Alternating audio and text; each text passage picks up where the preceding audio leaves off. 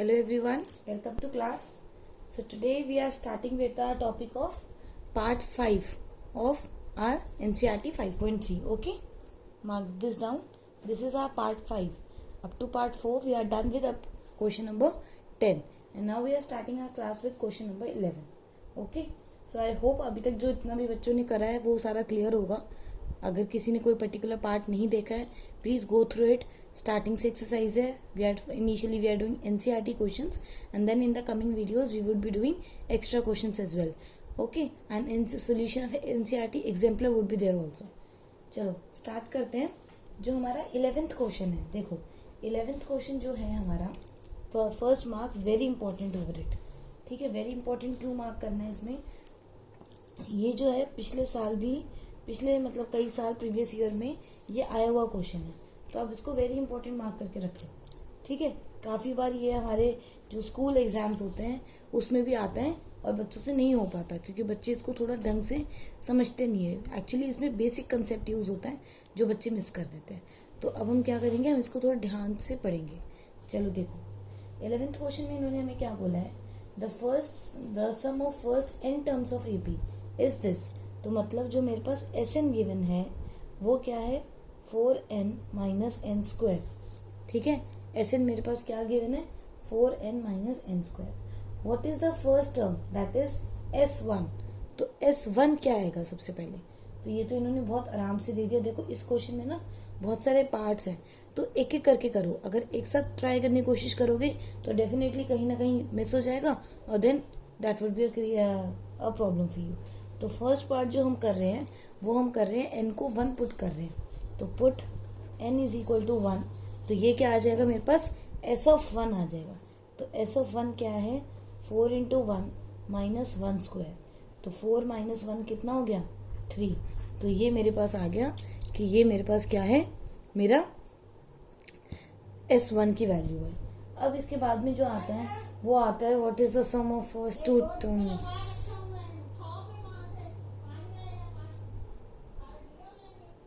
ठीक है, what is the sum first of S1. तो ये S1 क्या हो जाएगा ना, what is the sum of first two terms. ये हमारा S1 था. अब फर्स्ट टू टर्म्स का सम क्या होगा, तो सेम ऐसे करना है. हम क्या करेंगे n को 2 पुट करेंगे तो हमारा S2 आ जाएगा. ठीक है, जब n को 2 पुट करेंगे तो क्या आ जाएगा S2 आ जाएगा. करो 2 पुट करो तो 4 into 2 minus 2 square. This is 4 2 8 minus 4. तो ये क्या हो जाएगा 4 बन जाएगा ये. ठीक है, उसके बाद में what is the sum of first two terms, ये हो गया. What is the second term. अब ध्यान से देखो, सेकंड टर्म निकालना है. मतलब हम ज्यादातर सेकंड टर्म को कैसे रिप्रेजेंट करते हैं, A2 से रिप्रेजेंट करते हैं. ठीक है, अब देखो जो S1 की वैल्यू है वो एक्चुअली क्या है, हमारा S1 जो है वो हमारी फर्स्ट टर्म है. हम यहाँ पर A1 से रिप्रेजेंट कर रहे हैं. You can also remark it by A because generally we take first term as A. अब S1 अगर मैं अकेली हूँ और मेरे मार्क्स आए मैथ्स में तो चाहे मेरे मार्क्स का सम बोल दो चाहे मेरे मार्क्स बोल दो, एक ही तो बात है. अब मान लो मैं और मेरी जो फ्रेंड है उन दोनों के मार्क्स का सम, तो ये क्या हो जाएगा A1 प्लस A2. तो हमारे पास यहाँ पर क्या सीन है कि सिर्फ मेरे मार्क्स का सम था 3 और हम दोनों के मार्क्स का सम क्या था 4. तो अगर हम देखें, अगर हम इसमें A1 की वैल्यू 3 पुट करें तो मुझे क्या पता चल जाता है कि जो मेरी फ्रेंड थी उसके तो सिर्फ 1 ही मार्क आए थे. ठीक है, तो ये इस तरीके से मैंने क्या करा S2 में से S1. अगर मैं इसको शॉर्ट में लिखूं तो बेसिकली मैंने करा क्या, मैंने S2 में से S1 माइनस करा, 4 माइनस 3 करा तो मेरा 1 आंसर आ गया. ये मेरी सेकेंड टर्म आ गई. अब वो बोल रहा है सिमिलरली थर्ड 10th और nth टर्म फाइंड आउट करके देखो. तो थर्ड टर्म हम कैसे फाइंड आउट करेंगे, हम इसका डी पार्ट बना लेंगे. देखो ध्यान से देखो, जब मैंने बोला कि फर्स्ट टर्म मेरी क्या बनी 1, ठीक है, सॉरी फर्स्ट टर्म मेरी क्या बनी 3 और सेकंड टर्म मेरी क्या बनी 1, तो ऐसे करके मेरा एक AP बन जाएगा. तो इससे मुझे पता चला कि मेरा जो A है वो 3 है और जो D है अगर मैं इन दोनों को माइनस करूँ 1 माइनस 3 तो ये -2 है. ठीक है, तो अब इससे करके इन्होंने मुझे बोला कि मुझे A3 निकाल के दे दो. तो मुझे पता है, मुझे मेरी मैम ने पढ़ाया था कि A3 क्या होता है A प्लस 2D.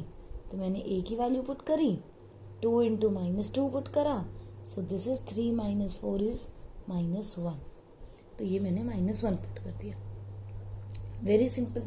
ऐसे ही अगर मैं ई पार्ट निकालूं, ठीक है, अगर मैं ई पार्ट निकालूं तो वो आ जाएगा A10, ठीक है। A10 क्या हो जाएगा, A प्लस 9D, कर दो वैल्यू पुट कर दो, तो ये क्या हो जाएगा, A की वैल्यू मैं पुट करूंगी 3 प्लस 9 इंटू में -2 पुट करो, तो ये हो जाएगा 3 माइनस 18, ये हो जाएगा माइनस का 15, ये मेरा -15 बन जाएगा, ठीक है।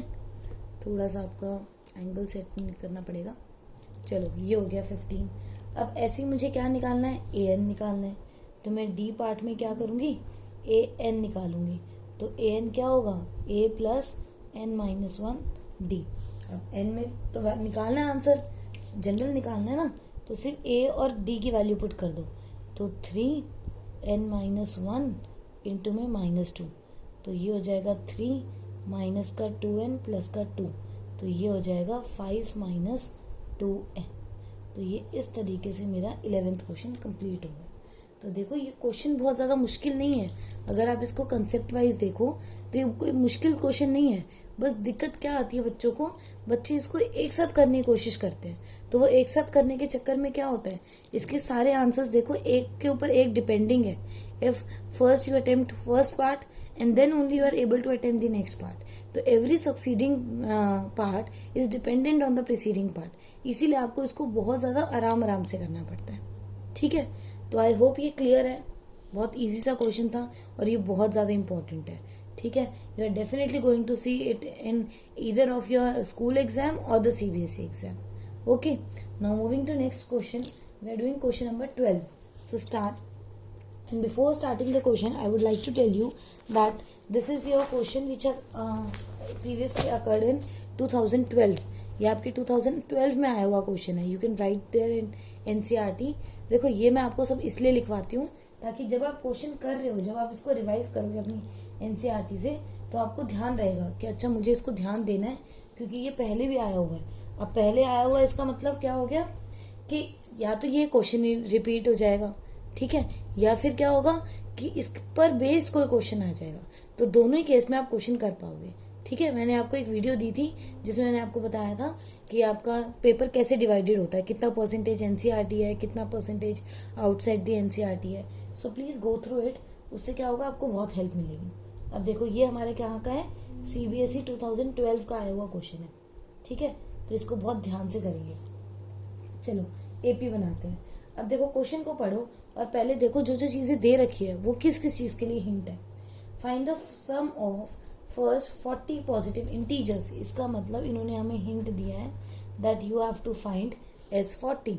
तो S40 क्या हो गया, क्वेश्चन मार्क। डिविजिबल बाय 6, जो 6 से डिविजिबल हो। अब देखो फर्स्ट 40 पॉजिटिव इंटीजर, इसका मतलब मुझे AP कैसे लिखना है, 6 के फर्स्ट 40 मल्टीपल्स लिखने हैं। तो कैसे लिखेंगे, पहला तो 6 ही हो जाएगा, लिखो AP, पहला तो 6 हो जाएगा, देन 12, देन 80 और लास्ट वाला क्या होगा 240।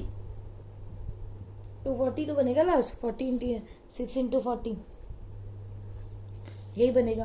तो अब हम क्या करें, पहले हम जो जो चीजें हमें चाहिए होती है वो निकाल लेते हैं इससे। तो क्या क्या चीजें चाहिए होती है लिख लो। ये चीजें चाहे तुम्हें दिख भी रही है ना तो भी अपने पास लिख के रख लिया करो, इससे नुकसान कुछ नहीं होता, सिर्फ क्या होता है तुम्हारी बिल्कुल गलती होने के चांसेस कम हो जाते हैं, तो लिख लिया करो। अब देखो मुझे S40 निकालना है, तो मैं क्या करूंगी, मैं S40 का फॉर्मूला लगा दूंगी। तो S40 का मेरा फॉर्मूला हो गया N/2 2A प्लस N-1D। हमें पता है कि फॉर्मूला लिखने का हमें 1 मार्क मिलता है, तो हम कभी भी वो स्किप नहीं करेंगे, हम लिखेंगे ही लिखेंगे। 40 - 1 39, वेरी गुड, ये आ गया, कैंसिल करो 20, ठीक है।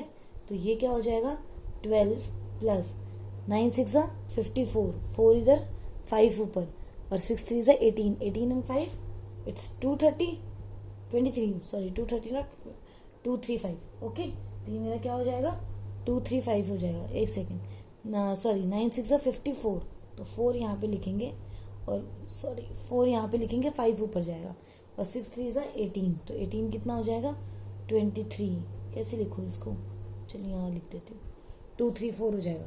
2 3 4 में जब 12 प्लस करोगे तो क्या बनेगा, ये बनेगा 20 इंटू में 4 और 2 6, 3 और 1 4, और ये हो जाएगा 2, तो 0 लिख दिया, 6 2 12, 2 इधर 1 ऊपर, 4 2 8 9, 2 2 4, ठीक है, तो 4920 मेरा आंसर हो गया।